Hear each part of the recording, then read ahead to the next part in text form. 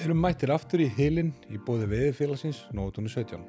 Kíkið endilega við og pikkið ykkur upp eitthvað fallegt. Svo var að bætast í hóp bakhjarla hjá okkur. Bílasala Reykjaness ætlar að berjast með okkur í vetur og eru við þeim mjög þakkláttir fyrir stuðningin. Heyrið endilega í þessum meisturum eða þeir leita góðum bíl fyrir veiðina eða bara hvað sem er. Langar að skjóta því inn í að allir þættirnir eru í fullum hátíðgæðum á YouTube og mæli ég sérstaklega með áhuga á þennan, þar sem ekki skortir leikarna tjáningu viðmælandans. Þátturinn í þetta skipti er með örlítið öðru sniði en fyrir þættir. Gestur minn er stórvinur minn, títnefndur í þáttunum, Þorgils Helgason, og áttu við félagarnir góða stund að laugardagskveldi, supum á bjór og rugluðum allt og ekkert. Fyrirgefið okkur vonandi hömluleysið. Gleðileg jól og takk fyrir samfylgdina.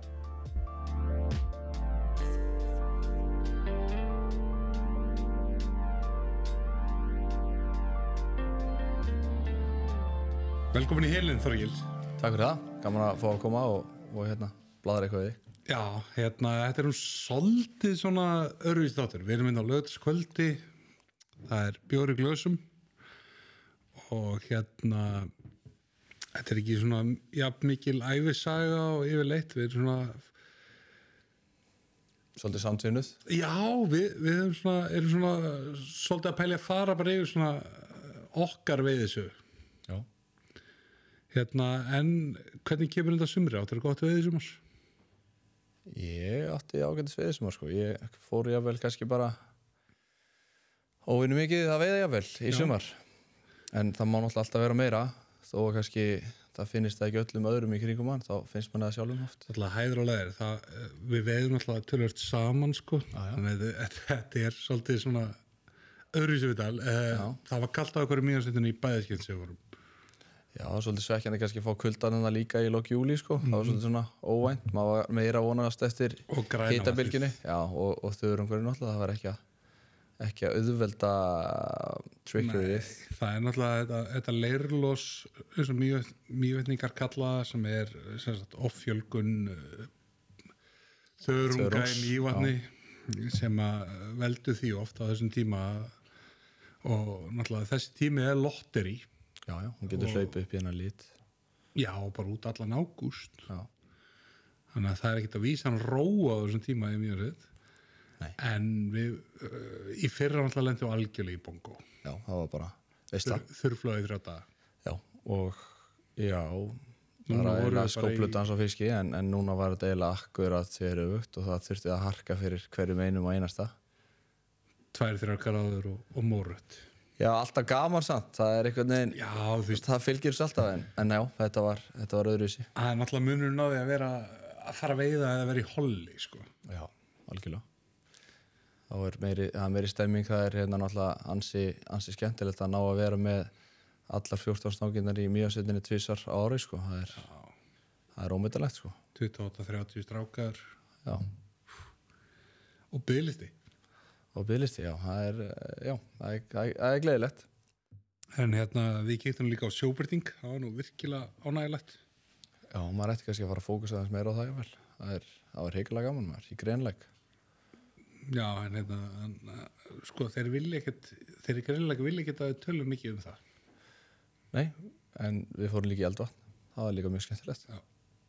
En það var kannski heldur ekkert að tala um það út af því að jú, tölum bara allt Eldvatn, sko. Bang for buck þar ennþá en það er reyndar ekki hægt að komast lengur þar aðheldi líka við, sko. Já, svona allan, eða langar í góðan sjóbirting og fara bara á það var auðvitað að mæla með því 30 skall dagurinn, borgar eitthvað hlægilegt húsgjald fyrir flott hús, geggjað hús, geggjað og stóru birtingar. Já, þetta sjóbirtingar er náttúrulega, þetta er bara eitthvað allt annað dæmi, sko. Ég vil endilega bara senda alla ást á Eldvatn, sko. Þú veist, þeir eru pioneers í við að sleppa og bara og Jón Rafn er náttúrulega algjör meistari. Já, algjörlega, sammála því. Það er líka bara gaman að fá inn svona alvöru svæði, sko, og í raun mín skoðun er svo að ég væri til að setja bara alla skaftafellssýslunni í veið og sleppa skildu bara í lögum, sko. Það er gaman að fá eitthvað á Alþingi til að reppa það, sko. Lifið sjóppin, sko. Lifi sjópir. Er það ekki eitthvað? Jú, það er eitthvað, sko. Fá til að trenda. Já, svo alþjóð veit eftir þetta fræga opna hús á Stango þá varstu nú og sjangaðir eitthvað upp á Flekkudalsá og... Já, og gekk heldur vel, það var heldur skemmtilegt. Það var svona... Já, var aðal svona veiðilagstatúri minn. Það var eitthvað minna þegar þú veist í Gljúfurá. Já, ég fór að skunka hana. Það var djöfull gaman maður, djöfull var það skemmtilegt. Það klætt að skunka gott tvekja þetta á hálf. Það var skunkað, það kom ekki lags á land. Það mistust þannig 3 fiskar en hérna, það var ekki mikið að fiski en sko við vorum með tenni veður sko. Það var 25 steg hiti allan tíman og þetta var standandi veisla sko. Maður var bara náttúrulega hádegislið, þá var farið og þú veist, það var eitthvað grillað og við fengum okkur eitthvað burritos eða eitthvað og svo var hádegislið bara til 8 og þá var farið það sem happy hourinn var. Ég er svo gaman að senda á þig sko á þessu tíma bara hvað ertu bara skunga tvekja þetta á hól eða kallir bara skunga. Já, ég var mikið í því. Vera svona að bauna á þig sko. Já, þetta var svolítið skemmtilegt. Við fórum hann semst Gljúfur var með 4 svona semst herbyggi, öll með sér klósti og sturtu. Þannig voru 4 pör í henni. Bíddu. Er það þannig í Gljúfurá? Já. Þeir ekki lúksusinn? Já, og svo bara, þú veist, stórt eldhús og stofa og svo pallu með potti. Og þú ert sko, líka með þetta auka klósett, þú ert komin í vöðlunar, þá klósett við liðin á vöðlugeymslunni, sem hags, þú veist, það bara í þessum servicehúsum sko. Tekka fram, við erum ekki á kommu frá Stango sko. Nei. En það Gljúfur hann selst alltaf upp sko, en þú veist, þetta var svo geggjað, við vorum 4 pör og við vorum svona að reyna að sjá hvort að stelpunum þætti þetta ekki gaman sko. Allar bara svona eiginlega, þú veist, kærasta mín búin að fá 3-4 laxa og finnst alltaf gaman í mómentinu en svo gleymir hún að henni fannst það gaman og þá hún hating on me fyrir að fíla en svo fór... Þetta er meira svona eins og að fara í bíó, þú veist, henni finnst það gaman en hún brennur ekki fyrir það. Nei, en þú veist, en samt svona, þú veist, þú sér alveg genuine áhuga, þú veist, hún veit þú veist, 80 cm hrygnum með mér í Þverá við Haukadalsá og þú veist, hún var bara með stöngin í 20 mínútur og var bara þvílíkt spennt, skilurðu, og tensuð og bara, það var alla tilfinningarnar, sko, en svo, þú veist, það eru bara 3 ár síðan, en þú veist, hún mani þetta ekkert svona, ekki eins og ég sá þetta bara, þannig að þú veist, ég mitt þú upplifir þetta öðru í sig. Ég heiti mann í september, ég var að gæta og hann ég veit bara fyrir víst að hann að horfa á hann og þátt eða hlusta á hann vinur hans var að draga hann upp í Langá 5. september hann nefndi þess ekki hann var að gera þetta sem greiðaði vin sinn ég að gæta á fá nokkuð laxa og eitthvað sko ég hef búin að vera í hálfu starfi fyrir hennar mann að gæta hann alveg til 15. október og svo núna erum við að sko, skipuleggja næsta sumar nei sko hann er alveg búin að skipuleggja hann er búin að borga og bóka og allt og við erum að tala að ég sé að fara að kenna að nýta flugur sko. Já, okay. Þú veist, þetta er ekki svona sjokk þú veist, það fengu ekki þessa þú veist, hann þurfti bara að fá eitthvað og bara svona shit, ég er ástfangin Já, nei, þú veist, náttúrulega oft sko þegar maður er í leiðsögn þá maður hefur náttúrulega upplifað þetta endalaust að þú veist, þú ert með manneskju sem kemur sem hefur aldrei haldið á flugustöng og svo setur hann í fisk og manneskjan er kannski búin að ég vil segja þetta fyrirfram að hún svona, þú veist, ég er ekki alveg hérna en þú veist, við erum að koma, þú veist, þetta er fyrirtækjahól og það verður að bjóða okkur þannig ég og kallinn fengum að koma og svona svo fær manneskjan fisk og þú bara svona þú sérði hana bara umturnast hún bara eitthvað, býðu, wow, þetta er ekki svona gaman Þetta er ótrúlega, þetta er eitthvað svona tappar inn í frum eðlið. Já, þetta er þannig alltaf sko. Eitthvað sem að allir sem eru að hlusta vita nákvæmlega hvað við erum að tala Já. En stundum þarf þetta aðeins... Við erum í bergmálshelli sko. Já. Allir sem eru að horfa vita hvað þessa tilfinningu. Já, bara 100%. En stundum þarf þetta aðeins að vinna meir í þessu og það er búið að vera svona þannig með Unni, konuna mína sko. En þarna, sem sagt, það sem allir skunkuðu, þá var hann bara eitthvað, þetta er bara skemmtilegt sem ég gert. Þetta var eins og að fara til útlanda með vinapörum og þegar það var ekki mikið að fisk í Gljúfurá en þegar við sko vorum á stöðum á kvöldin þegar eftir happy hour það snýst náttúrulega ekki allt fiskin sko.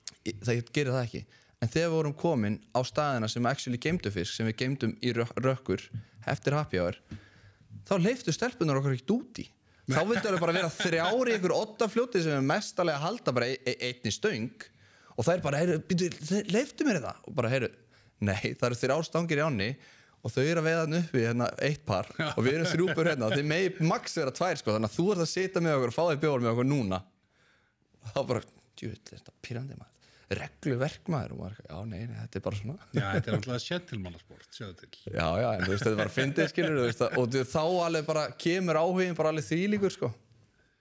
Heyrðu, en svona bara það hefur engin maður verið nefndur oftar á nafn í mínum podcastum heldur en þú. Nei, það heiður. Við höfum svona ekki bara í veiði með þess að íþróttum, skólagengd og öllu, bara svona einhvern veginn fyllstað. Já. Og það er ágætt að bara svona menn átt sig að því að ég og Þorgils erum ágætt svinir, sko. Þú veist, við höfum átt fyrirtæki saman og reiki veiða saman, týnt orma saman. Já, týnt orma saman og spilað hlið við hlið í Hafsend og fyrir KR og byrja náttúrulega að veiða og hnýta saman. Við náttúrulega byrjuðum að hnýta og veiða svona eiginlega samtímis, þannig að kannski 11-12 ára gamlir og Ég mani mitt eftir ammælinu mínu í 8. bekk. Þá gáfuð þið mér væs í ammælisgjöf. Já.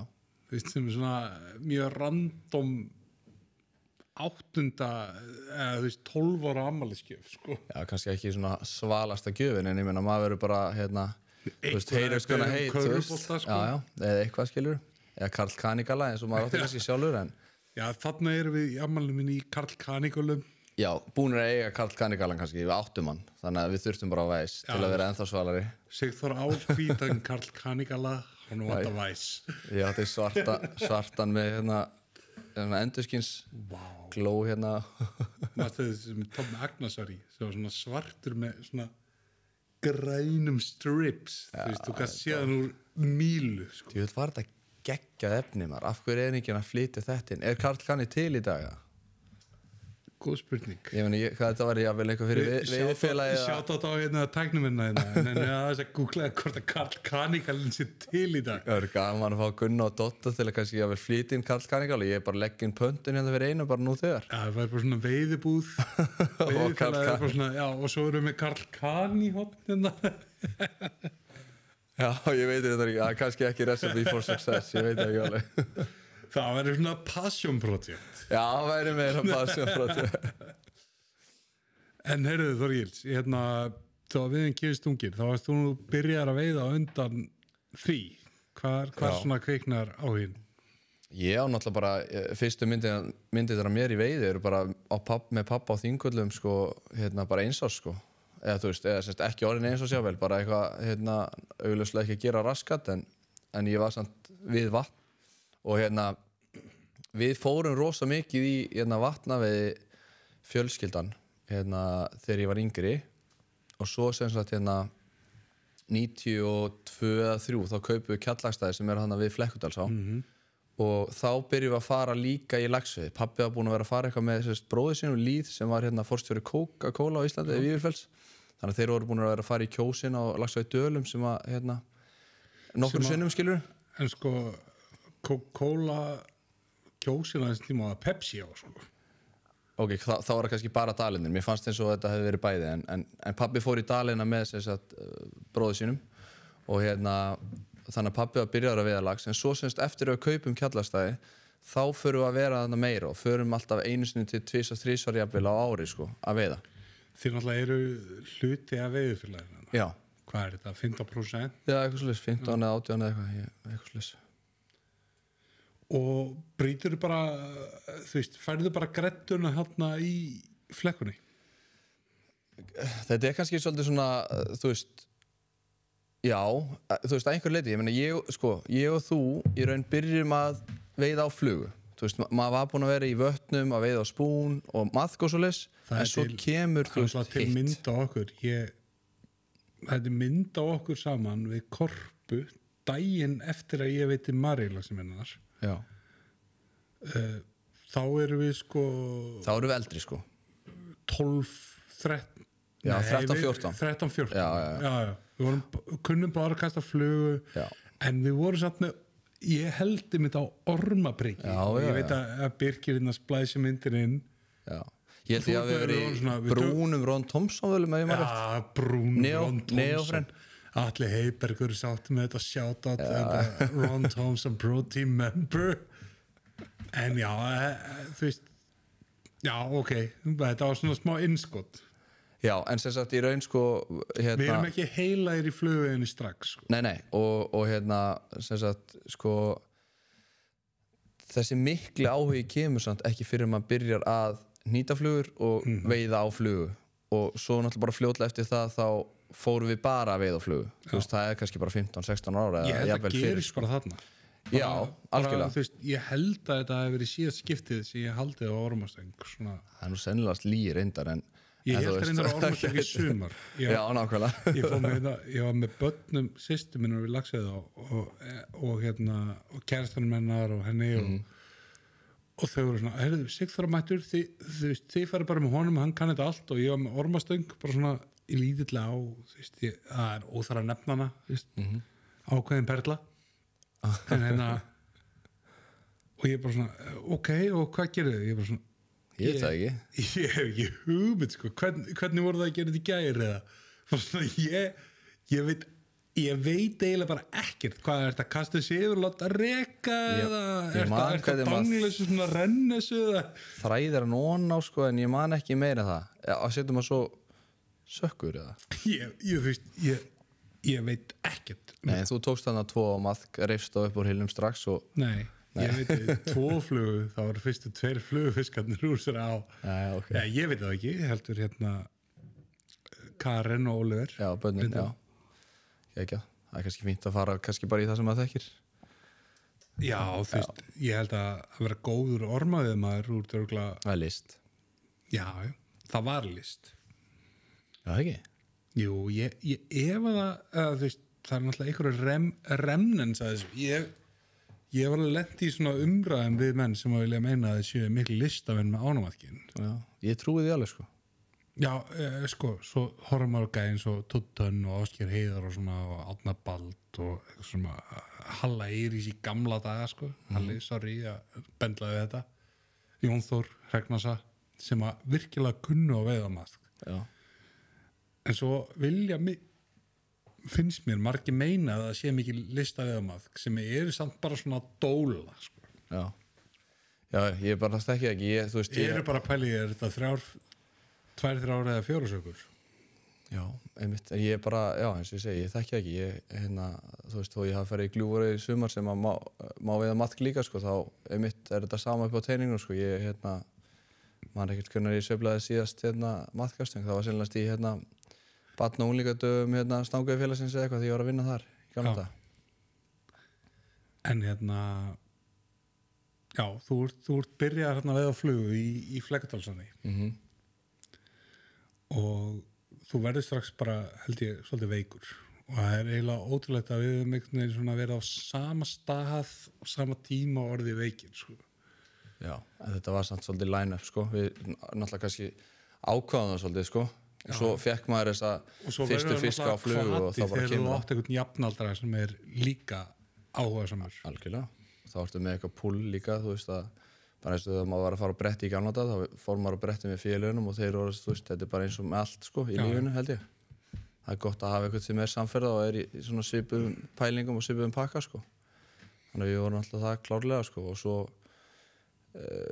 hvað nokkrum ára síðan þá náttúrulega förum við að leiðsegja, eða þú byrjar að leiðsegja í rauninni eldustu svolítið að Þetta var náttúrulega ótrúlega saga, þú veist, ég byrja að vinna í veiðpartinu því að Kristján sem á í dag fiskpartner var þá helmingsegandi af veiðpartinum í Tóma og hann var sérst messi hjá pappa mínum sem var kokkur á Þerni hjá Granda og við búum alltaf báðir í Vesturbænum á þessum tíma og stutt að vara nema svo er ég búin að ráða mig og ég þarf bara að hætta út af því að ég fæ að fara upp í Kjará og þeir eru alveg brjálar í það, þú getur ekki hætt eitthvað, bara, herri, ég er bara með mann sem slottar hérna beintinn og það er þú og það var náttúrulega svolítið líka random í raun út af því að Jón Óla sem var fór fyrir hérna sölunni í Þver og Kjarra hérna, Jón Ólafs í Steypustöðinni. Sporði. Hann sko í raun sá mynd af þér aftan á mokkanum sem Einar Falur veiðifélagi okkar tók af þér í Elliðaánum með pabbaðinum og þá var hringt í pabbaðinn. Sem ég myndi aldrei hitta nema út af þér. Þetta er ótrúlegt sko. Þetta var Lítiland. 2004 léli veiði í Elliðaánum. Sko eiginmaður frænku minnar átti veiðileyfi. Hringir mig, þá er ég að vinna bara við knattspyrnuskóla KR eða eitthvað. Mála línur á völlinu og svona. Bara basically svona úlingavinna. Bara heyrðu, ég þarf að fara á fund og kemst ekki, geturðu mætt. Ég mæt á seint og er akkurat búin að fá fisk 2 laxa sem er kvotinn og er með 3. fiskin á þegar Efi Beragarði mætir og nær mómentinu og pabbi er með mér en sko ég gleymis ekki því að allan tíman sem að þú veist, þegar ég er að byrja við það þú veist, ég mæti á seint þú veist, það er búið 1 rotation og eitthvað svona og ég er ekki í vöðlum þegar ég byrja og hérna muni eftir þessum gömlu köllum sem að stóð á brúnni og voru að gagga á menn sko. Ég held að sé alveg þá sko. Já, þetta var þannig og þau voru hvað ertu að gera ungi maður, þú veist ekkert hvað ertu að gera en þú veist, þarna var ég búin að kynnast hérna Valla Ragnars Já. og upstream við og það var ekkert vatn í Elliðaánum og þannig að ég setti á bara litla túbu eða það sem þótti lítil túba á þeim tíma og þetta var allt upstream Já. og á baksýr á mokkanum daginn eftir var ungur veiðmaður tók kvótan í Elliðaánum eftir hádegi á hálftíma og þá fær pabbi símtalið Já, frá Jóni bara, ég vil fá hann röngu upp eftir á morgun þá vorum við í öðrum flokki í KR sko mættum á fótboltaæfingu og það leggja skóna á hilluna þetta var mjög dramatíst sko. Sigursteinn heitinn Gíslason Sigurður, þú átt að vera í hóp hérna á morgun hjá meistaraflokki í Landsbankadeildinni eins og ég það og bara svona ég gef ekki kost á mér hvað minnur? Já, ég ætlaði nú að segja þér bara hérna rétt og eftir að ég er hættur Ég veit Hættir að hátindi ferilsins maður Já, best að hætta ég hef aldrei orðið neitt fólk Getur Raki sig í dag bara einhvers staðar í Rússlandi og Telandi peninga making 200 millions per year og eitthvað skellir hlæðandi Þú veist Ímyndaði hvað getur verið að veiða mikið Þú þekkir mig svo vel að þú veist að ég hef aldrei orðið aðrumar í íþróttum Já, ég er alltaf latið þess Þú veist, þú er ákveðna hæfileika en svo ertu líka bara hard work sko, I'm not there Ég veit, já Það er lítið gott En já, svo kemur þessi hérna korpu Nei, hún er búin með það Já, korpumyndi var á undan Já, ég er komin upp í hérna Kjará Já Þú ert að vinna í veiði Og ég byrja að vinna í veiðiportinu og svo vinn ég í veiðiportinu 2 sumur vinna mig og hérna það var bara heldur gott sko þá var maður bara í boltanum og vinna í veiðiportinu 5 og 6 Já Þú ert í KF og Já KF, já og svo hérna og svo fer maður bara líka í leysunum eltið upp í Kjarrá í raun sko Já, sérst Jón hringir í mig á Vandagæt Já og ég og Efi það er nú eitthvað meint að gera líka Já og hérna þér er vinklaðan upp yfir þetta er náttúrulega ótrúlega forrindi að fá Já, heldur betur maður alveg þvílít Við vorum hann í eftir að þú kom 6 sumur Já Þú í 8 eða 9, já Ég var í 8 sumur að það Einmitt Gimmi Holly Egil í Örnálsdal og Andrés og náttúrulega ekki gleyma Mark Boðskaf Nákvæmlega Ósungin hetja íslenska lagsveiði Þetta var já, bara frábær tími, ótrúlega skemmtilegt og maður náttúrulega lærði þarna tók stór stígum framförum á stuttum tíma í veiði sko og var náttúrulega blautur á baka eyrun þegar maður byrjaði í þessu sko Já, eins og ég hef oft sagt áður þú veist, þegar maður byrjaði að gæta á vissum maður hvað maður veitt marga laxa, sko. Já, algjörlega. Þú veist, það var bara einhver örfáir tvír, sko. 20-30 fiskar eða eitthvað. Já, ég get sagt það þegar ég byrjaði að gera ári, ég búin að veiða 11 laxa Já. á æfinni. Mjög marga á barnadöfum. Allan nema 3 eða eitthvað. Barnadöfum stáka. Já, ég fekk hann eitt gott bóði hítar á einu sinni. Já, einmitt. En mikið bara svona með Dotta sem á veiðifélagi með Gunna og Jón Þór sem var þá diggur sjálfboðaliði hjá Stákó. Mikið bara svona í bílnum í honum bara rúnt á milli hundasteina að Hraunsins og eitthvað. Já, skemmtilegt. Það er í raun eitthvað sem að kannski mætti enhansa meira hjá Stango en er ótrúlega vel gert og er ótrúlega skemmtilegt. Það er þetta að gefa krökkum færi á þessu. Núna fórum við með stelpuna, skástelpuna mína, hana Millu, í dóttir konunum minnar. Fórum með hana í 11 núna í sumar og þú veist, það var fókin geggja, sko. Þú veist, við fórum í hundasteina og svo náttúrulega mæti maður og maður þekki náttúrulega alla og þá var Haukur Þórðar, sko, hann var staðargætinn í hundasteinum og þannig að veiði fyrir okkar úr Mývatnssveitinni og Míl tómaður, algjörlega, að fá að sjáta þetta hann, eða ná ekki, sko, og ég var eitthvað bless, hann eitthvað, nei, blessaður eitthvað, ég eitthvað, við erum aðeins og sein, hann eitthvað, já, það skiptir einhver máli, var að hvíla þetta, svo komum við það bara náttúrulega á, þetta var eftir hádegi, sko, því að Milla vill sofa og það er bara flott, ég fagna því, en þannig að við komum og svo, í raun bara það var engin rokna veiði, það var hellingur af fiski og allt svoleiðis. Ég bara opna fyrir Millu boxið, hún velur bara Silver Sheep nr. 14 og ég bara, topp val, það var sól og eitthvað, ég bara, vá, tjóðlega er ég búin að drilla þig vel þó ég hef aldrei gert það, en vel gert. Og hún bara byrjar að rúlla þessu niður, er bara að kasta þessi, þú veist, 7-10 metrar kösta eða hvað þetta er og er bara að ná því, skilur. Good old 45 gráður á swing. Algjörlega, og svo bara er þetta að swinga. Svo bara fokkin neglir fiskur þetta maður og ég ofpeppast náttúrulega til helvíti, sko. Ég var svo peppaður yfir þessu, sko. Þessu var aldrei mikið lagsaður. Róaði maður, hvað er þetta? Og ég eitthvað, hvað er þetta geggjað? Já, þú veist, nei, hún var alveg stressuð, skilur, en ég var bara svo stressaður að hún yfirfærið smá, þú veist, ró yfir á mig og því ég var ofstressaður. Já. Og svo þú veist, náttúrulega allt í þessum steinum og eitthvað einu sinni festir. Þetta náttúrulega, sko, ég hef mist svo marga lagsa í hundasteinum.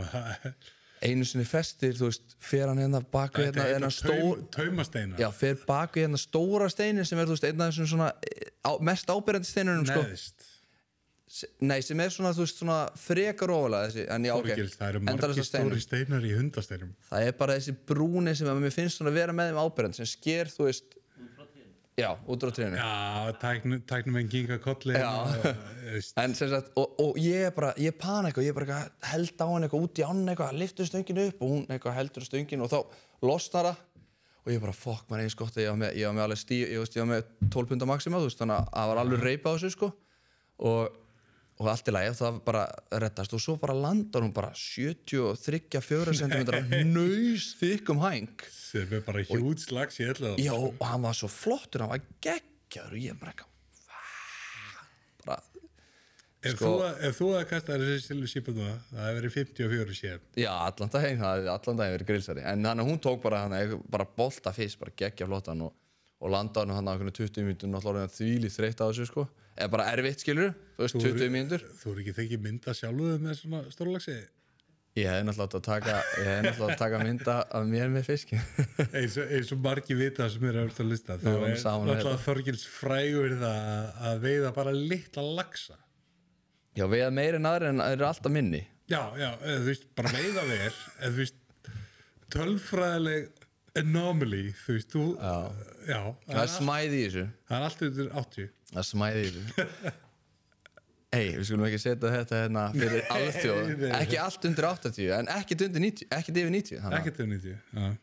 Það er, held ég, ekki svakalega margir sem hafa veitt svipað magn sem hafa ekki fengið yfir 90 einhvern tíma slisaði í land, sko.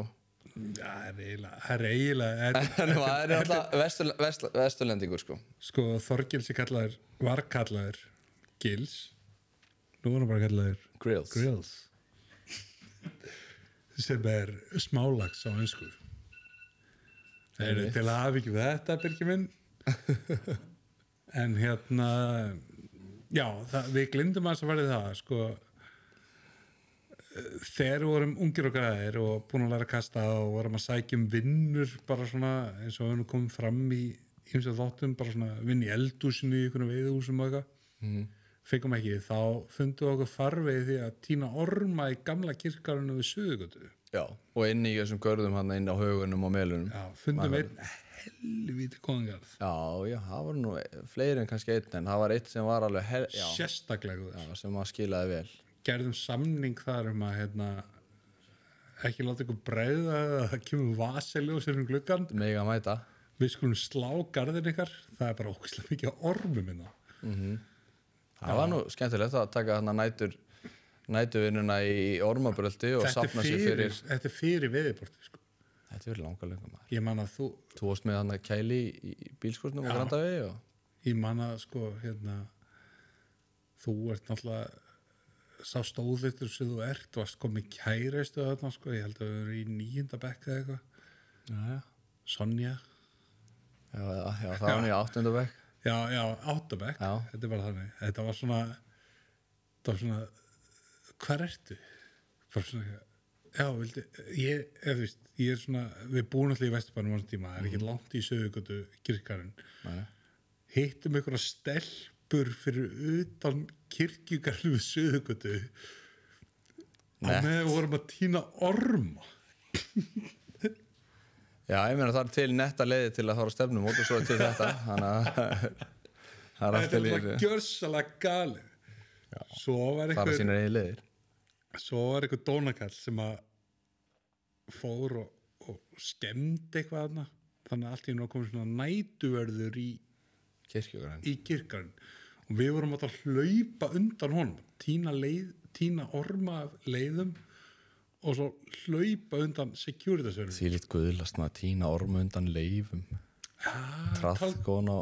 Talandi guðlast það er eitt creepy við þetta.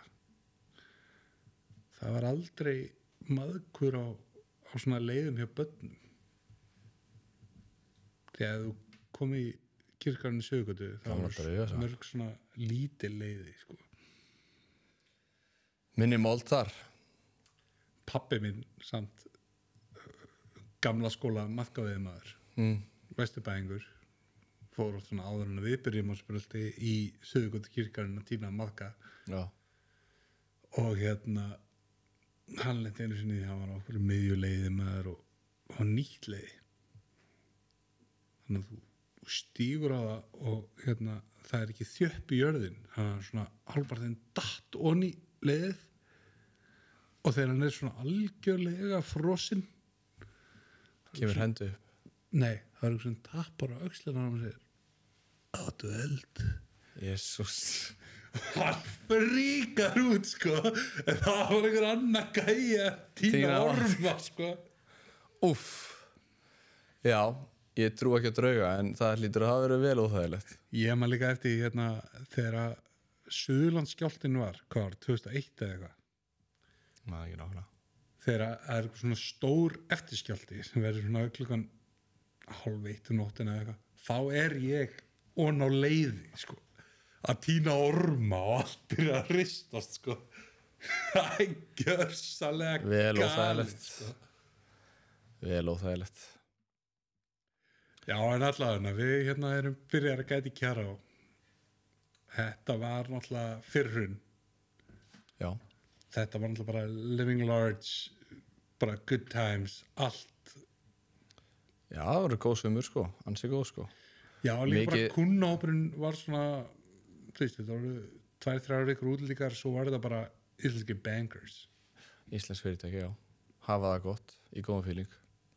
Það var náttúrulega já, þetta var náttúrulega svolítið kannski galinn tími jafnvel, sko. Að einhverju leyti, ég meina, þú veist, þetta var... Ég meina, ef þú pælir í, náttúrulega þessum tíma er, þú veist, dollarinn í kannski 65 krónum og evran í 80 og kaupmáttur Íslendinga sennilegast aldrei verið sterkari, þannig að fólk var mikið bara skellilega hendur, sko. En svo kannski svo minkað en í raun náttúrulega bara kannski þú veist, þessi tími líka eftir hrun þetta var allt helviti skemmtilegt sko, fólk var kannski ekki að lepja dögun og skil eða var að koma í þér og kjarra og gætuðum tíma sko. Það var náttúrulega þú veist, þegar við byrjum þú veist, þegar við byrjum ég byrjaði 2005, þú kemur 2007 þú veist, ég held að við séum ekki að stinga hann inn í baki með því að segja að þetta var ansi sturlaði tími. Já, nei, algjörlega og ég held að fólk kannski gerir sér leikir enn fyrir því sko. En svo kemur 2009 og var aðeins öðruvísi.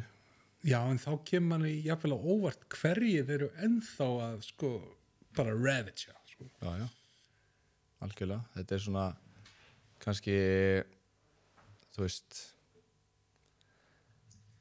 þetta er kannski svolítið svona kannski önnur ekonomía sko en kannski venjulegt fólk þekkir sko. Já, sem er í þessu. Þú veist, það er ekki að tala gengistegnd bílalán sko. Nei, það er lítið vesen. En svo Kjarr náttúrulega ótrúlegt svona bara geggjuð á. Þetta var ótrúlega, já, líka bara ótrúlega tími, þú veist, þarna ertu búin að læsa ákveðið magna ungu fólki, kokkur, þjónustufólk, gætar, bara upp á hálendi, ekkert símasamband, ekkert net, ekki neitt í bara 2,5 mánuð. Já, eða þú veist, allavega góðan slata, 1,5 easy. Maður kannski fór bara ekkert heim til sín frá 20. júní til 10. ágúst eða eitthvað. Já. Svo fór maður heim í 3 daga eða viku og svo kom maður aftur og var í 2 vikur og þú veist, þetta er náttúrulega rosalega sérstakur lífstíl að einhverju leiti þessi gætamennska, þú veist, það er svolítið svona þetta er unusual að þú veist, vera í þessari svakalegu þetta er svolítið kannski eins og að vera bara á sjó, þú veist, þú ert bara í vinnunni í 16 tíma yfir daginn eða þú veist, eitthvað álíka, þú veist, frá 7 til 12. Svo þú ert að klára, það er önnu vakt að byrja sem eru það kokkarnir og stelpunnar Já, og svo líka bara ertu alltaf að taka á móti nýjum hermönnum, skilur, fólki sem er bara til í þetta og alveg saman hvernig aðstæður eru og allt svoleiðis og þannig að þú veist, þetta er keyrsla og er ótrúlega svona er ótrúlega sérstætt en þetta er samt náttúrulega bara geðveikt skemmtilegt ég myndi sko allan daginn endurtaka þetta sko Já, við áttum heldur góða tíma þetta Já, rosa góða tíma Við fórum að sækja stelpunnar í partí upp í Kjarr og sko, það er hálftíma akstur Kjarr og þeirra svo fólk gerir sig grein já.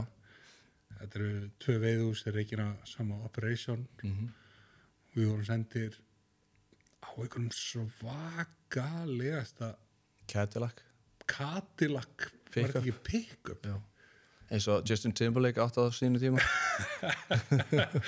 og sko hljóðkerfi var eitthvað galið ég bara já, það var partíferð og sko og ég með munar, ég hafi keyrt þú gerir ég var ekki aukuverð nei, ég var það ennþá já, svona en þetta er á slóðum en sko þaklúan eða hvað heitir þetta? Topplúan var svo stór allt stórt í Kerry og ég man við vorum að keyra tilbaka með hlassið þú veist það var moss með guskus á fullu gasi í einhverju bós já, bara eins og sért á tónleikum bara já, það var skemmtilegt og fínasta partí svo það er Manstu þeir í plata eða upp í Kjarr það hefur örugglega gerst oftar en einu sinni, ekki? Nei, þá varst þú að gæta henni þeirra ég var upp í Kjarr og laug að þeirra Catherine Zeta-Jones var upp í Kjarr Já, ég hef keyrt í 30 mínútur fyrir gott partí með Catherine Zeta á sínum tíma Já, þú veist svo kemur þú helsið, þú veist, þetta er eins og kera til Hveragerði, sko Já, þetta er ekki handahotni Já, bara þetta á djók Já, maður náttúrulega kannski gæti ekki fact-checka þú gæti ekki sendt mér mynd með smartsímanum eða myndband og þetta var bara heimasími, NMT-sími Þetta var NMT í heimasíma Já, þetta var mikið breyst, mikið vatn runnið til sjávar síðan árið 2008 og 12 og hvernig sem við kláruðum þetta, sko Já, við klárum það 2012. 2010 var geggjað. Það var gott við ár. 3.900 laxar þegar við gera á. Já, það var náttúrulega veisla. Þá vorum við náttúrulega að fara með sko, fólk út á morgnana og komum svo inn í hádeginu og þá voru kannski báðar stanginar okkar búin að landa 15 til 20 laxum a piece. Háfa 20 laxa fyrir hádegi. Það galnasta veiði sísón sem maður hefur átt. Maður svona einhvern veginn... Alltaf brendur á því að einhvern leiti? Já, ég veit, 2012 var mjög erfitt, 2019, 20, 14. Já, 14. Maður einhvern veginn alltaf að bera saman þetta sem kannski ekki alveg sanngjarnt, sko. Þetta mun kannski einhvern tíma gerast ef maður heldur áfram að veiða lax í 50 ára en þetta var algjörlega ruglað og out of the ordinary. Þetta var ekki neitt eðlilegt. Það sem var líka svo gaman við 2010 var að við byrjum til dæmis að veiða bombera. Já, uppstrím og þurrflug og alls konar máta sem að fólk var ekki, sem að fekk aldrei tækifæri til, það var svo mikil bara pressa að ná allan einum, þannig að maður var alltaf bara með Francis og Gullkrók eða Hitsið eða Blútsján lítið dressa. Þannig að maður bara svona leika sér. Já, einmitt og var Svartur Krók. Nei, og bara þú veist, Mikró, Hits og eitthvað svona dót sko, og bara þá var þetta kannski svona kom inn, þetta fekk útrúlega lítið hilluplás kannski í veiðbúinu þarna sko, þú veist, það er ekki lengra síðan, það er bara 10 ár sko. En þarna var sko, það var rosaleg ganga snemma og svo ringdi allt sumarið. Já, svo bara hélt hún áfram að koma, þetta var fáránlegt. Já, og svo var tökuvatn allt sumarið. Ég man eftir þessu, þú veist, ég var með 2 jakka. Þú veist, að vera jakka á morgnana og kvöldin til þess að, þú veist, það náðu ekki að þotna á milli. Alltaf, já. Það þurfti heila vakt til að þotna og jafnvel sólarhring. Sko, þetta var eiginlega, þetta var ótrúlega gal. Mér er rosa minnist þetta eitt hól. Þá vorum við með skoska Lorda og ég var með sem sagt, mann og dóttur hans og svo annan mann og son hans. Þeir voru, þú varst með Íra, var það ekki? Já, Íra, þeir voru Írar, já. Ég var með Breta á móti. Já, það var allt einhverjum svona landeigendur, lordar. Já, þú varst með sko, það var engin lordar, held ég. Þeir voru ríkir að framleiða gæludýrafóður of all things. Var það svoleiðis? Íranir. Já. Og Skotarnir voru svona bara ríkir út af því að tengdapappið þeirra var ríkur. Já, þeir voru allavega, það voru allir skellir hlægjandi í þessu hóli, þú veist, þeir voru allir í góðum feeling. Ég held að þetta sé nálgist Íslandsmet í laxveiði á náttúrulega á þessi. Þetta var fáránlegt sko. Ég var semst með þennan kall og dóttur hans, þau hefðu aldrei snert flugveiðistöng. Svo var maður sem vinur þessa manns sem dró hann með sér til Íslands og sonur hans. Og þessi maður er eini af þessum 4 sem hafði veitt áður eða haldið á flugstöng. Þau fóru í veiðihotni fyrir þetta, veiðifélagið, segi ég.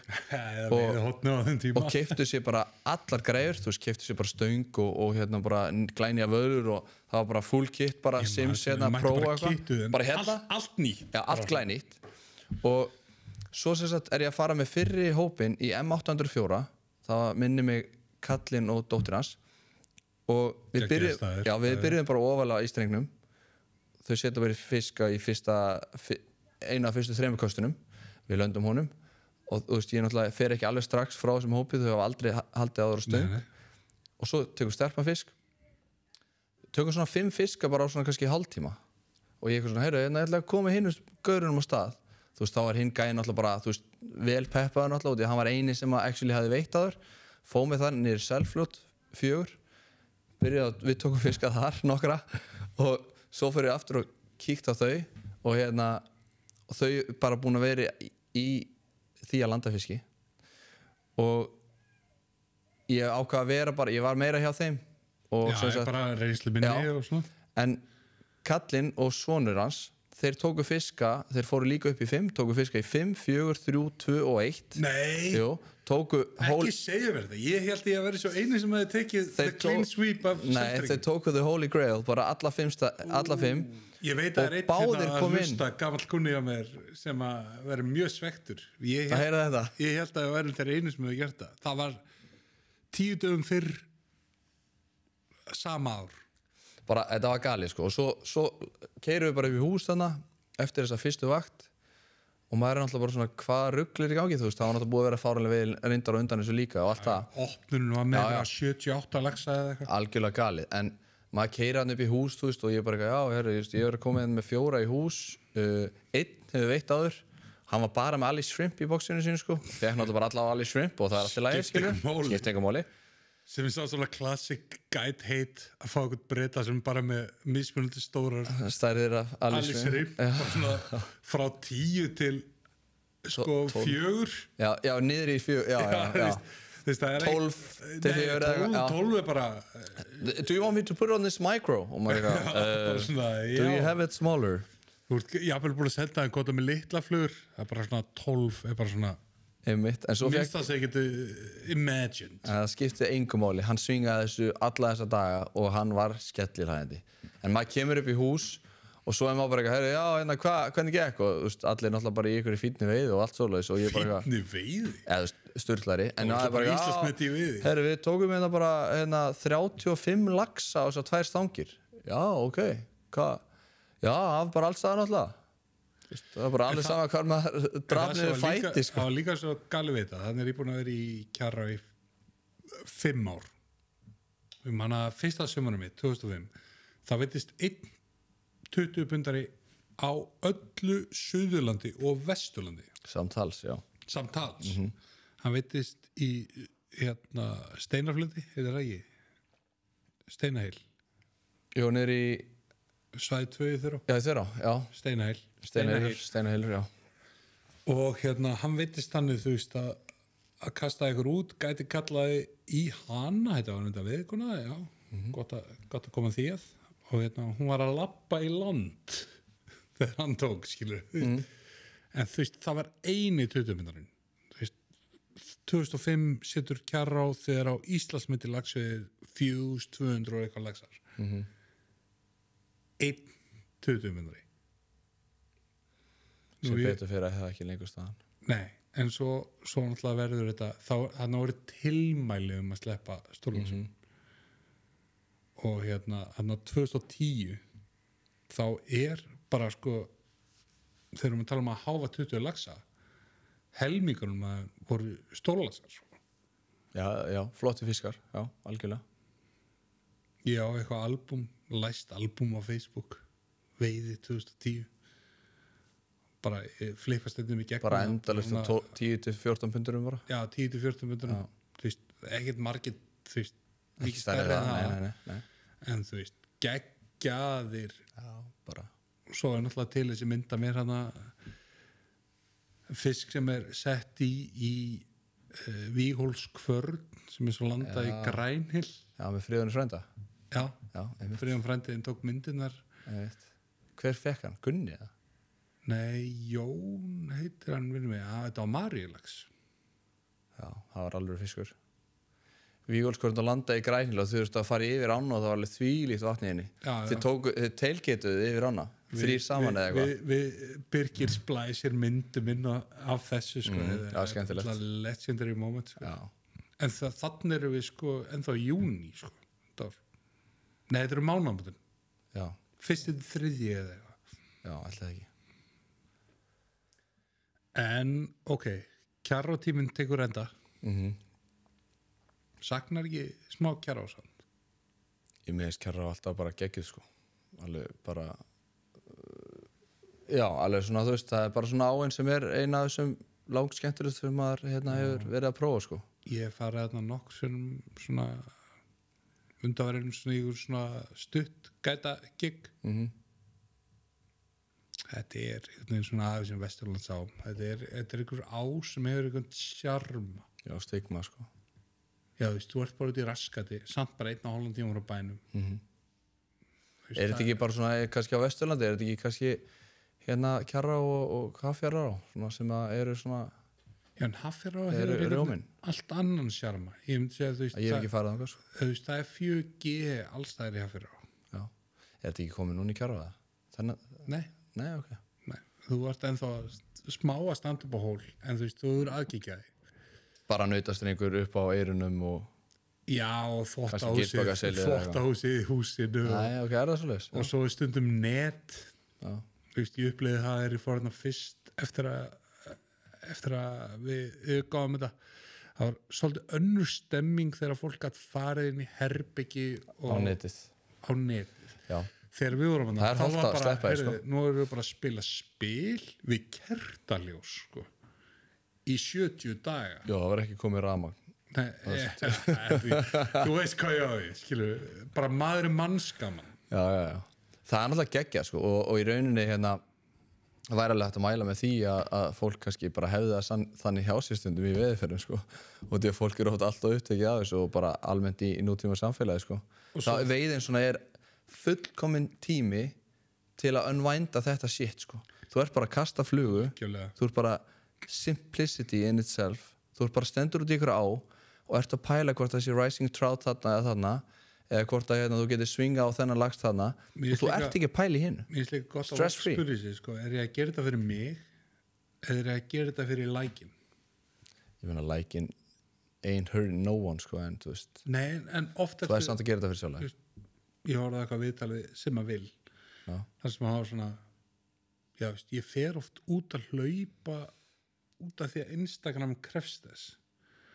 Og ég nú rætti hann hérna Þorsteinn Stefánsson, góðan okkar. Já. Þú veist, hann átti að sjá því, þú veist, hann var farin að veiða fyrir lækin. Fyrir Instagram. Já. Þú veist, veittu fyrir sjálfa, skilur við. Já, ég meina, algjörlega. Þetta var eitthvað svo hreint í kerð. Þú gast ekki gera svona hringtir inn, þú gast ekki sagt henni frá því hvernig þið gekk í dag eða. Ekki nefna bara í þóttu og svona hallaður upp á glugganum hérna einhvern veginn. Já, og þú veist, og fá bara svona. Og það slítur oft. Já. Ég heyri svo illa í þér. Já, mamma, en það er hollt. Gott að heyri þið, mamma, hérna, ég er á lífi, ég hef það fínt. Já, það er fínt, sko. Séð í september.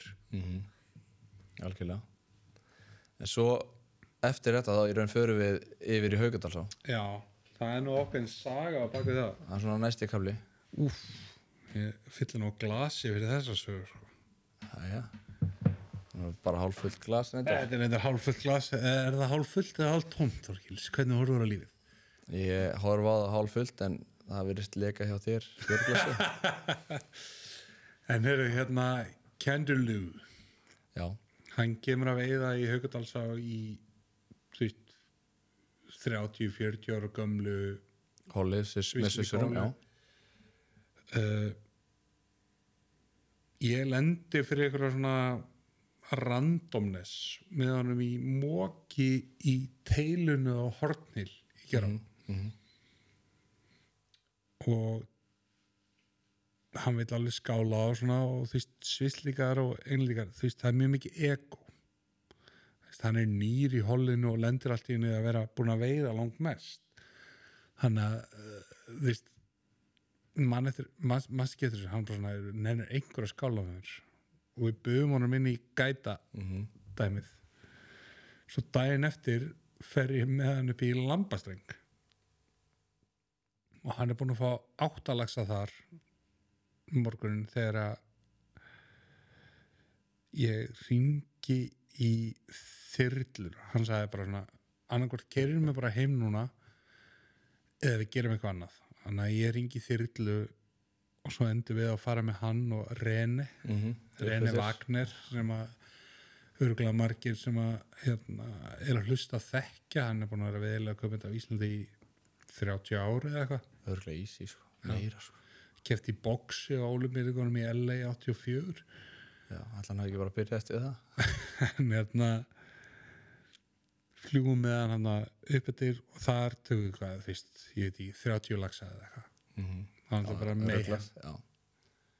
Eftir það verður hann einhvern veginn svona samfærður það að ég og þú séum einhverju laxakvíslarar. Super Guides of Iceland. En það var náttúrulega líka þannig, sko, að svissararnir voru að rúla, sko, gætarnir rúla eftir svæðum. Já. En það var í raun þannig að fyrstu 2 eða 3 vaktinnar, það var hann með mér og þér. Og við vorum alltaf í moki með honum og svo var fín veiði á hinum stöðunum, en það var mok með honum. Já. Hann einhvern veginn svona, þetta svona kom til hans. Ég vil taka það fram að hann er ekki góð við maður. Nei, alls ekki. Bara ekki einu svona sæmilegur. Jú, Max sæmilegur. En þetta var samt svona, þetta var þannig að þú stundum bara lendið maður í þessu. Luck of the draw. luck of the draw, ég meina manst eftir gæjanu sem var í einu kortahólinu sem að í lok júlí og það var fínasta veiði en gæjan hafði aldrei haldið á stöng Daninn sem þú varst já, gæjan hafði aldrei haldið á stöng 95 cm í Wilson og já, og 89 cm í Wilson líka það er bara aldrei worthy sko. og hann fekk 30 laxa á 3 dögum og hollið það með 60 hann var með eina stöng á 7 sko, þú varst gjörsalega á eldi þarna. já, ég hef aldrei lent í það ég var að hálfeldi með einhvern keðjuríkjandi Dana og þetta er lasið, sko. þetta er momentið að Gimmi tekur á okkur don't you dare pulla Siggi Zulu on me já, ég enda kannski þess að 2 stangi með 60% veiðar við vorum ekkert að gera eitthvað nei, það var ekkert eitthvað sérstætt í gangi það var bara heppni menn svona brott undir þessu þeir eru alveg að móka maður er alltaf að púla upp með eitthvað 5-6 fiska bara ha og bara sjáta át og virðinga og Gimma sko já, það er staðar og stund það er auðvelt að brotna já, bara heppni það er skemmtilegt en já, svo einhvern veginn kemur hann í hann máli við okkur hann kemur í Haukadalsá og býður okkur í mann fórum á grillið fórum svo B5 já, það var mjög skemmtilegt kvöld hann kefti allt kampaðinu B5 já, kláraði kampaðinu B5 svo líður bara einhvern veginn veturinn og við förum bara aftur upp í Kjará svo kemur símtal í ágúst bara, ég vil að hitti mig hérna í Haukadalsá bara ef maður genin Haukadalsá guys, can you come check me out nei, við vorum búin að taka hann vorið í Siglungsveiðiferð já þannig að í ágúst hringir hann í okkur og hann segir bara, ég vill Haukadalsá og þetta er svona ákveðið vítið til varna líka sko. Þetta er maður sem að verðist eða nóga peningum og þú veist, hann er bara að lofa þig gull á grænum, þú fær þetta og þetta og bara ég vil fá þess að á og eitthvað þannig að Haukadalsá, hann er eiginlega valdur af því að Haukadalsá fyrir útboð sko. já hann bara triggerar í samstarfi við vertun að Haukadalsá fara í útboð já, rólegur effekt sko, einmitt og ég man bara ef við keyrum tilbaka við stoppum á Hvanneyri duttum í það með félögum okkur sem voru þarna að læra búfræði einmitt, Kjartan og Einar og Jón Magnús já, einmitt við vorum bara kellarnir sko.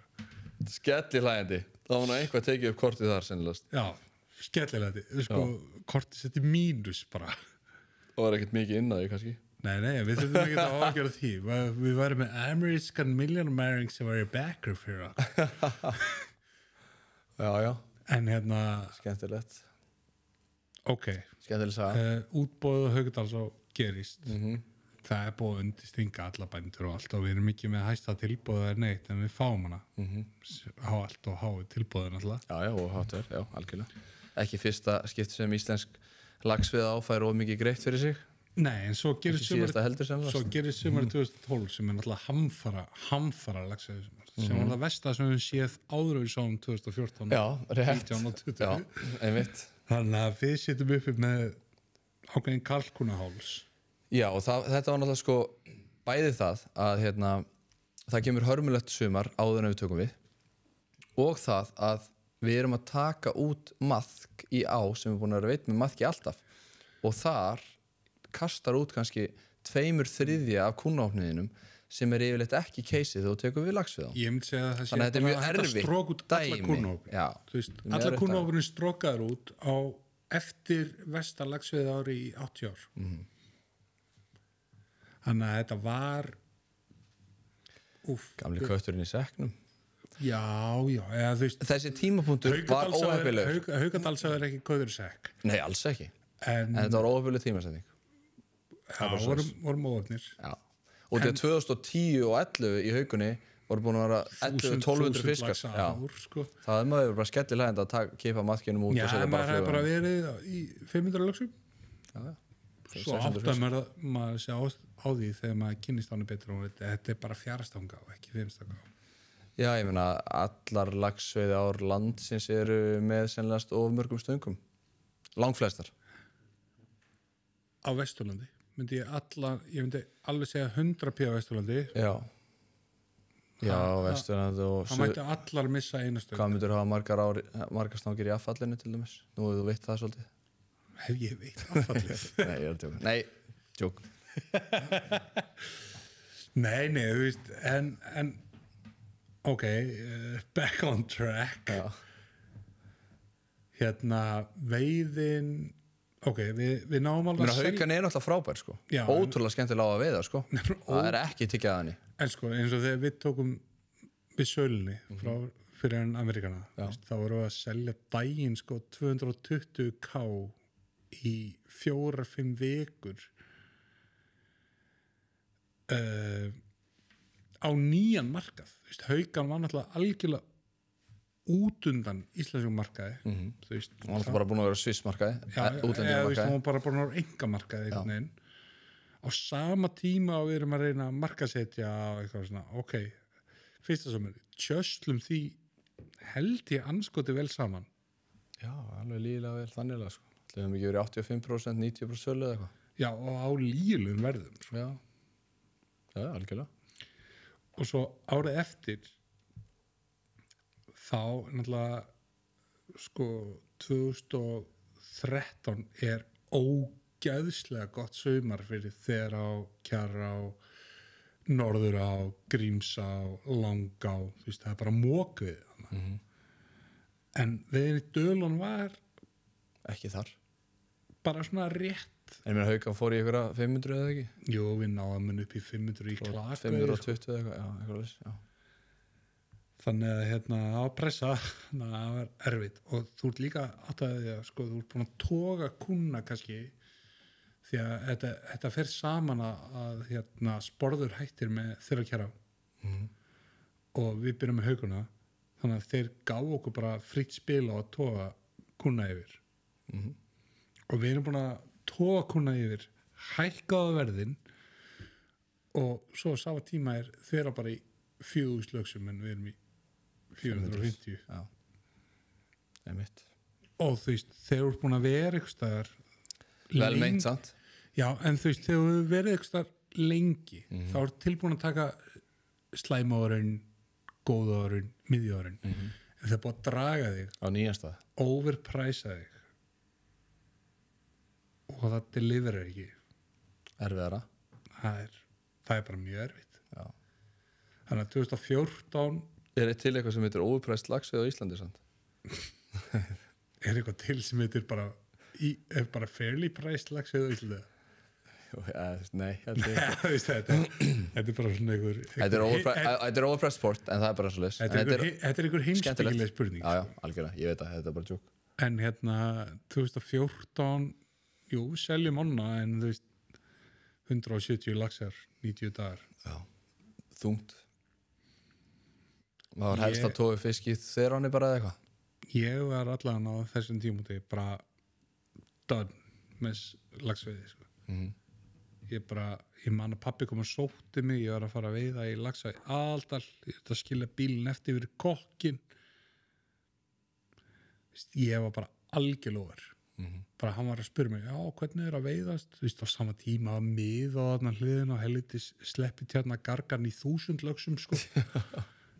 Ég var bara getur við talað um eitthvað annað veiði. Já, þetta var erfitt ár, það er bara svo veist. Og það er á fleiri stöðum svo sem. Já. Þetta var almennt erfitt, en ekstra erfitt. Ekstra erfitt, já. Svo árið eftir, þú veist, þá er ég bara búin að ákveða, þú veist, ég ætla að fara bara í Sélumsvið. Og sama tíma tekur þú við sölustjóra Stangó. Já. Og við tökum Haukurna náttúrulega og Já, þið takkið Haukurna náttúrulega líka. Og gengur náttúrulega bara mjög vel og Haukan hefur náttúrulega bara verið uppselt hjá Stangó frá upphæði, sko. Sko, 2015 fer Haukan náttúrulega langt í 1000 laxa, sko. Já, hún var bara í einhverjum 870 eða, þú veist, hún bara var í því, sko, og það var alveg frábær veið, sko. Fór þar tvisvar það árið, sko, og það var bara Já, galin veið sko. Ég gætaði nú eitthvað. Já, ég var að gæta semst Og bændum til armæð. Já. Þeir vildu tengja mig persónulega við Amerikana. Einokar. Einmitt. Já, en Það er kannski ágætt að fara út í það líka að eftir 2014 þá þú veist skilur þessi Amerikanu við konuna sína. Já. Og hún er sér sænsk og vegna eignarhalds utan EES var auðvitað að skrifa fyrirtæki sem var með Haukdalsá-leigu á hana. Þannig að þetta var eiginlega bara sjálfhætt. Þetta var dúmt. Bara hvarfi það Hvarfi skilnaði. Já, bara hvarfi í það tóm sko. En já, þú ert komin til Stango. Já. Hvernig fílar það? Þú veist, það er svona öðruvísi. Þú ert að díla við minni og stærri spámenn. Já. Bara bæði Nei, agaði fyrir. Bæði ég fílaði það bara mjög vel sko. Mér finnst alveg frábært að vinna það sko. Mjög skemmtilegt og þú veist náttúrulega mikið á svæðum. Á þessum tíma er það ekki bara þú og Ari eða? Jú, ég, Ari og Edda. Já, Edda, Dungal. Já, Edda sem að sá að halda okkur aðra á tánum og láta hjólinn snúast á skrifstofunni þegar á sumrin það var eiginlega allt og fáir klukkustundir í sólarhringnum sko. Man alltaf var með einhver 25-60 svæði sko, fór úr því að þú veist, vera bara pæli í gætiri og eitthvað svona og í það að vera í raun bara með rosa mikið á sinni könnu sko. Og maður fór kannski að koma gasgrilli upp í Gljúfurá út af því að það eyðilagðist eða hítar á 2 og Grjót og Tálma, það hringdi í mann og það er allt í skralli og það er engin gaskútur og maður býst til að borga hann og eitthvað. Endalega sagði svona, vanta gas. Sko, þegar þú ert náttúrulega með þessi self-catering hús, þá ertu náttúrulega ekki með fólk á svæðinu sko. Nei. Þannig að sko, það kemur upp ótrúlegasta dæmi skilur og sérstaklega þú ert með svona mörg hús sem eru self-catering, þannig að mikið utanumhald en mér finnst það ótrúlega gaman sko og mjög gaman að vinna þar sko. Mjög skemmtilegt sko. Mér langar áður við fyrir lengra, þá langar mig aðeins ból tilbaka því að ég gleymdi einni sögu úr Haukadalum. Nú, já. Sem ég langar svona, sem ég svaf nú svona mestmegnis af mér. Já, eða svona alfarið bara. Já, eða þú veist, ég er náttúrulega vakinn þegar allt er í gang. Seinniskipinu. Já. Sem sagt, það var svissnesku kokkur að vinna þarna. Já, sem var svona redding. Já, einmitt. Frábær kokkur. Já, fínt kokkur. En einhverju hluta vegna svona smá weird. Já, hann var náttúrulega mjög weird, en já. Og við áttum hana... Það var 4. kokkurinn þetta sumar eða eitthvað leys? Nei, það búið að vera kokkur lengi og svo kom svona kokkur í fix... Já, hann var... Nei, 3. Þriði. Já, þú veist, við vorum með kokk sem að... Var ekki góður. Og fór í bæinn og... Já, fara. Og Bjössi í Vastalsá, mann öðruglega eftir því hvernig hann fór í bæinn. En allan hann er komin þessi kokkur frá þessum fræga veitingastað í Sviss og eitthvað. Hann stend sér bara fínt. Já, bara mjög vel, ekkert upp á hann á kvarta sko. Frábær kokkur en nuttamann sem samt svona smá... Já, bara výrdó, furðufugl svona, einhver liti. Já, svona furðufugl. Svona hæglatur og svona hóvar, hlýtraur. Já, svona eins og hann sé svona... Já, hann var smá óþægilegur, því svona... Skrýtna nærveru kannski. Já, skrýtna nærveru, það er kannski besta orðað þannig. En svo erum við með hana 2014, við erum með svona smá self-catering í enda. Já, bara eins og stangaði með núna, síðustu 2 vikurnar. Þannig að við eigum félagarnir, veiðifélagið Orion, shoutout, síðasta catered hollið. Já. Og þessi maður sem klárar sumarið á því og við erum búin að segja við hann bara, þú ert bara einn á hollinu, hann er mikill veiðáhugaður. Já, leiðum hann að veiða með okkur og hann veitti bara með okkur og eldaði og svo bara síðast kvöldmaturinn og bara sagt, þú ert búinn, bara fáðu launin. Það er bara burgers og það er bara easy. Og þú ert bara að fara inn heim eftir 2 daga. Nema hvað gerir svo? Já, og svo Já, við erum búin að vera að stökkva þarna fram að brúnni. Já, við erum að stökkva hann í blóta og það er náttúrulega bara mjög góð fílingur í gangi, bara menn að veiða og þú veist það veitist alveg einhverjir maríulaxar og það var bara stemming, skilur. Já, fínasta veiði. Þetta var erfitt ár en við gerum helviti góða veiði þarna. Lygilega góða veiði með það. Dr. Bjössi Magg með 84 cm maríulaxin og eftirminnileg fiskar þarna og bara mjög skemmtilegt og svo náttúrulega bara eins og oft í hollum þá bara myndast góð stemming og það var rosa góð stemming Þetta var bara feikna gott jam síðasta kvöldi. Tókum einhverja 15 fiskar í þessu holli 16 ef maður rétt og svo sem sagt hérna en hann búinn að vera eins og ég segi mjög hlétur allt sumar og allt svoleiðis og ekki mikið að smakka áfengi svona eftir vaktir og svoleiðis Við erum samt búin að vera að tala mann sem sko að lappa bara frá veiðhúsinu í Ós til að veiða bleikju þannig að alveg veiði sjúkur og að taka þátt í veiðinu með okkur þessa 2 daga og svo sem sagt hérna seinna kvöldi þá bara svona jam í gangi og bara gott partí í veiðhúsinu eftir að veiði líkur og eins og það að vera og menna sulli í sig ykkur áfengi og bara þú veist dansa og syngja og bara allir pakkinn og sveifla ljósakrónum og svona og svo fara bara menn að sofa og sumir náttúrulega kannski búin að fá sér meiri bjór en aðrir og allt þannig en bara geggja kvöld. Já, bara öllu slútað, allt búið, frábært, enginn búin að drulla á sig, enginn döður í sófanum, ekkert. Og við erum sem sagt, við erum með bara gistihjálmana fulla, þetta eru 6 2 manna herbergi og við erum 12 þar og svo ég og kokkurinn í kokkaherbygginu. Staffaherbygginu. Já, út af því að það vantar. Já, ég er búin að vera með hann alltaf sumarið og svona. Ekkert mál, bara sjálfsagt. Og við erum bara, maður bara sofnaður og svo vakna ég við einhvern umgang og ég svona lítið liðar og þá stendur kokkurinn svona og að svona skvotta yfir svona stöffulbakinu mínu. Og bara míga á það. Hann að míga á það? Hann að míga á það og ég bara eitthvað, go use the toilet, eitthvað.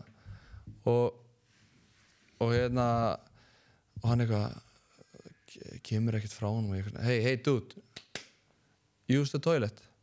Eitthvað, stop peeing in my bag. Eitthvað svona sem ætti að vera ósköp eðlileg. Sem ætti að vera mjög sjálfsagt, myndi maður að það. Og sérstaklega því að hann var ekki búinn að sýna neina svona tilburði þó að maður hefði séð að hann væri kannski aðeins öðruvísi. Þú búinn að umgangast hann í 6 vikur. Já, akkurat. Og ég, hey dude, eitthvað, þú veist, stop peeing on my bag, man, eitthvað. Og svo allt í hennu vaknar hann bara eitthvað, what the fuck are you saying? Hann að gági svefnið. Já, hann ekki vakandi, sko. Bara eitthvað, what the fuck, man, eitthvað. Og ég eitthvað, dude, relax, just pee there. You know, there's a toilet here, it's a private toilet for us. Og bara eitthvað, og verður alveg brjálaður, sko. Og ég bara, hey, slakað á maður, bara chillaði. Og hann verður alveg bara þvílíkt uppstökkur maður og fer eitthvað inn í eldhús og byrjar að kasta einhverjum hlutum og eitthvað svona og ég fer eitthvað fram eitthvað og bara, hey, býttu, hvað er í gangi það? Hvað er að gera maður? Slakað á og hann eitthvað... Sko, það var ekkert illt áður þið fór að sofa eða neitt? Nei, ekki til, sko, ekki til og hann var bara í góðum feeling. Já, bara í topp feeling og allir í topp feeling en hann hefur sennilegast bara drukkið meira en hann vanur. Þú veist, hann hefur bara sennilegast ekki verið vanur í að drekka þetta áfengi. Íslensku veiðhúsafyllir í. Nei. Og hann verður bara svona þvílíkt reiður og ég bara svona að reyna að fá hann til að slaka á og ég bara, hey, slaka á, bara þú veist, slaka á, við erum bara þú veist, bara róa þig niður og bara þú veist, þetta allt í góðu. Bara 3 þetta á eftir eða á morgun eða whatever, mér skýt sama en bara slakað á, róa það niður og gæinn bara, þú veist, það ekkert hægt að tjónka við hann þannig að ég svona ít honum niður í sófan sem að við stóðum hann og varum í kringum sófan en í Haukadal og ég svona ít honum niður í sófan og ég segi, hey bara, þú veist, hann var að hóta fjölskyldunum minni og hann var bara að hóta líkamsmeiðingum og hann myndi drepa fjölskyldu, þú veist, eitthvað svona kjaftaði, þú veist, eitthvað sem var algjörlega bara, út úr karakter, þetta var bara svona fáránlegt. Þú bara tengir ekki við. Nei, þetta var bara fáránlegt. Og ég bara, hey, bara steinhaldu kjafti, sestu niður og farið svo, róaði niður. Og hann bara heldur áfram og ég bara, heyrðu, ef þú ætlar að lemja eitthvað, lemdu þá bara mig hérna, ég stendur í fram að þig. Og hann þú veist, nú ég ekki einhver mikill maður eða stóra burðum eða eitthvað ég veit ekki til þess grannvaxinn maður að hafa komið til handalögmála með þér og gera ekki slíkt en ég svona hrind honum þú veist, hann minn en ég og allt það þetta var písl hann var písl og en ég hrind honum svo allt í einu svona hrindi honum svona svolítið harkalega niður í sófan og ég segi bara nú hættur þessu þú talar ekki svona við fólk og bara þú veist hættu þessu kjaftaði og farðu svo bara að sofa ég nenni ekki að hlusta á það og þá einhvern veginn kemur hann svona í sófan bara leave me alone já, setur sér eitthvað svona fósturstellingu og ég bara hei, róaði niður, þetta allt í góðu það er eitthvað pakki þarna á hann það var eitthvað svakalegt í gangi og ég segi hei, slaka á, þetta allt í góðu þú bara verður að slaka þess á þú veist, ég ekki að fara að gera þetta þetta allt í góðu og hann eitthvað, sorry eitthvað svona og ég bara hvað þetta mann ég bara heyru, slaka það bara á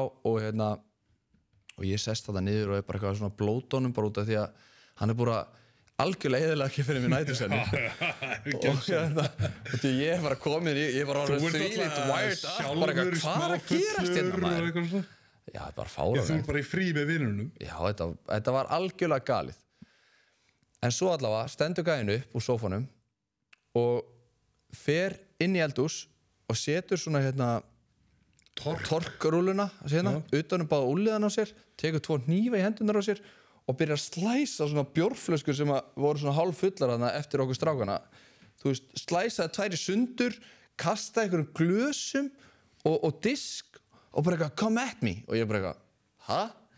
bara eitthvað, nei, ég eitthvað slakað á, hvað í gangi hérna?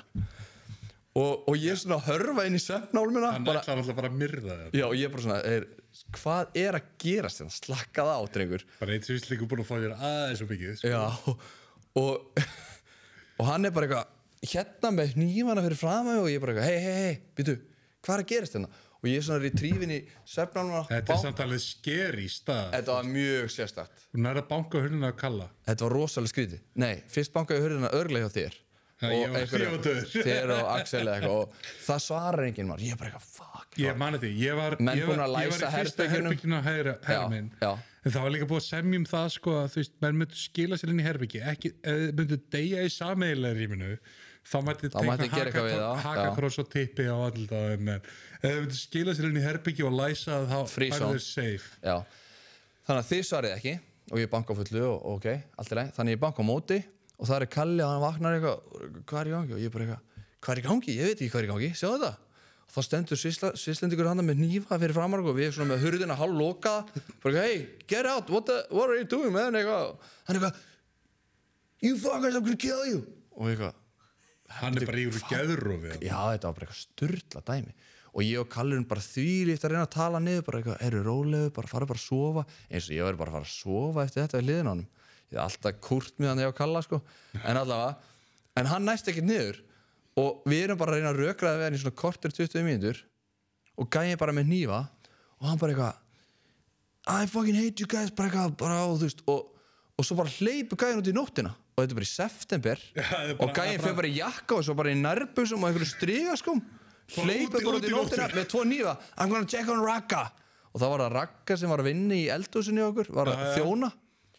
og ég bara tjekka á Ragga eitthvað nei, þú ert ekki að fara að tjekka á henni eitthvað ég ringi Röggu bara eitthvað Ragga hérna hann er að læsa heimaður bara hérna hann er á leiðinni hérna Reni hann er eitthvað ekki svakalega góðum feeling sko og við förum að læsa þessum 3 hurðum á Haukunni og bara eitthvað hérna já þannig að kannski svarar hann bara svona í gegnum einhverja rifu eða eitthvað ef hann kemur en sko þið ringi á lögguna já, við gerum það leið og löggan heyrir hérna maður vopnaður já þá mæti bara sérsveitin já, hún sendi sérsveitina úr Borgarfirði eða Reykjavík eitthvað, ég veit ekki hvað Reykjavík, bara það er ekki sérsveit í Borgarfirði bara þá verður það bara Diðrik og Kjartal með heikvísl sko já, það var eitthvað 1,5 tími bara eitthvað koma og yfirbúið allt löngu búið sko já, yfirbúið eitthvað 50 kíló svislending sko þetta er algjörlega galið þeir fundar ekkert strax nei, bara alls ekki þeir leita á hann bara alla nóttina en hann skildi síma sinn eftir ég bara því sko og þú og Kalli komið svona að banki upp á mér og ég var svona, blessaður, hvað var að gerast? Kom morgumatur eða þú veist, er ég að sofa mig? Nei, viltu bara láta þið vita hérna sérsveitin hérna og hérna Hljóp út með tónin kokkanífa. veittist að Þorgils með hníf í nótt og hérna, ég var svona, What the fuck? Þetta er eitthvað galna síðlegt í ævi minni, sko. Herðu, svo finnst hann í nærbrókunum. Bara í hnipri, alltaf frjósa. Hann var næst í úti, sko. Já, hann bara rétt við veginn, sant, sko. Hann var bara í skurði við veginn. Já, þetta var sturla, sko. En sko, annar hnífurinn, Elsku kallinn, annar fannst hnífurinn aldrei. sem hann fór, nei, sko, sá hnífur sem fannst var upp á þakinu á veðurinu. Einmitt, það er rétt, ég maður því. Og hinn fannst aldrei. Nei. Og hefur ekki fundist til þess að dögs. Where the fuck is he? Þetta var góður massa híró, maður. Já, þetta var rosalegt. Þetta var athyglisvert. Já, Já, þetta var... þetta er svona smábomba. Það er bara þannig. Við erum búin að gera, sko, Víðreist. skilum Haukadals á eftir. Náttúrulega, við erum ekki búin að veiða í Mýjarsveitinni og Laxdalum. Ég held að Stango hafi nú ekkert gott að einhverju auglýsingu þar nema að fara að borga fyrir hana. Einmitt. Borga fyrir hana. En, já, bara, var þetta ekki bara skemmtilegt? Jú, mér fannst það allavega. Ég vona að það translatist yfir til fólksins á YouTube og inn í hlaðvarpið, sko. Þetta er svona aðeins léttara, glasið er tómt. Já, það er alveg, já, það má ekki segja að þetta sé tómt líka. Já, eitthvað að lokum. Nei, bara gaman að koma og hérna, svona rétt fyrir jólin, þetta er svona þessi dimmasti tími og það er hérna gaman að bæði skrafa og hlusta á veiði, þannig að hérna, ég held að það sé bara fínn endapunktur, sko. Þetta er náttúrulega eiginlega orðin, sko, ótrúleg samferð hjá okkur, sko, Grandaskóli, Hagaskóli, Kvennaskóli, Háskóli, fer á Kjarrá, Haukadalsá. Já, þetta fer að vera aldarfjórðungur í veiði hjá okkur. Já, reyka fyrirtæki á saman tíma og eitthvað svona. Ótrúlegt, skemmtilegt, nóg eftir. Það hefur verið nóg spurt að taka viðtal sjálf á mig. Þetta er svona hálfpartinn, kannski þar. Já, þú ert náttúrulega títt nefndasti. Búin að kofera það. Þú ert náttúrulega nefndur eiginlega í hvernig þetta. Ég og Þorgils. Ég veit. Herru, bara takk kærlega fyrir að koma innur og Sömuleiðis. bara gleðileg jól. Gleðileg jól. Og hérna, þessi þáttur er vantilega að koma út bara svona rétt fyrir jól. Þannig að bara njóti jóluna vinnir og hérna... Móndi fá eitthvað fallegt veiðitengt í skóin frá veiðifélaginu. Gott plugg. Endum með þessu. Takk. Takk kærlega fyrir að hlusta. Mér langaði að segja ykkur frá Facebook síðu þáttarins, Hylurinn hlaðvarp og einnig að hvetja ykkur til að subscriba og likea þar sem þið hlustið, hvort sem það er á YouTube, Spotify eða Apple Podcast. Takk fyrir.